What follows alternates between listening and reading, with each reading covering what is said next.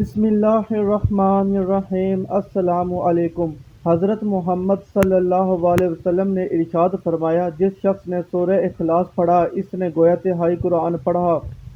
آپ صلی اللہ علیہ وسلم نے ارشاد فرمایا کہ 3 عمل ایسے ہیں جن کو کوئی ایمان کی حالت میں کرتا ہے تو وہ جنت کے جس دروازے سے چاہے داخل ہو جائے گا، جس حور سے چاہے گا نکاح کر لے گا، جو اپنے قاتل کو معاف کر دے، جو خفیہ طور پر کسی کا قرضہ ادا کر دے، اور جو ہر فرض نماز کے بعد 10 مرتبہ سورۃ اخلاص پڑھے۔ حضرت ابو بکر صدیق رضی اللہ تعالی عنہ نے رسول پاک صلی اللہ علیہ وسلم کی خدمت میں عرض کیا، یا رسول اللہ صلی اللہ علیہ وسلم، ان میں سے کوئی ایک کام کرے، فرمایا اسے بھی یہی درجہ حاصل ہوگا۔ نبی کریم صلی اللہ علیہ وسلم نے ارشاد فرمایا، جس نے قل هو اللہ احد 10 مرتبہ پڑھا، اللہ تعالیٰ اس کے لیے جنت میں ایک محل بنائے گا۔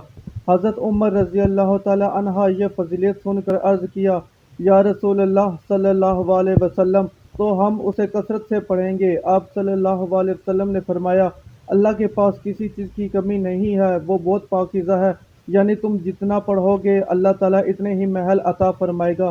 حضرت انس بن مالک رضی اللہ تعالی عنہ سے روایت ہے کہ آپ صلی اللہ علیہ وسلم نے ارشاد فرمایا، جو شخص 100 مرتبہ قل هو اللہ احد پڑھے گا، اللہ تعالیٰ اس شخص کے 50 سال کے گناہ معاف کر دے گا، بشرطے کہ وہ ان 4 بری عادتوں سے بچے: حرمت والا خون بہانے سے، حرام مال کھانے سے، زنا کاری سے اور ناجائز مشروبات پینے سے۔ حضرت جریر بن عبداللہ رضی اللہ تعالی عنہ سے روایت ہے کہ آپ صلی اللہ علیہ وسلم نے ارشاد فرمایا، جس نے اپنے گھر میں داخل ہوتے ہوئے قل هو اللہ احد پڑھی، یہ سورت اس کے گھر اور پڑوسیوں کے گھر سے شر کو دور بھگا دیتی ہے۔ اللہ تعالی ہمیں سورت اخلاص کی باکثرت تلاوت کرنے کی توفیق عطا فرمائے۔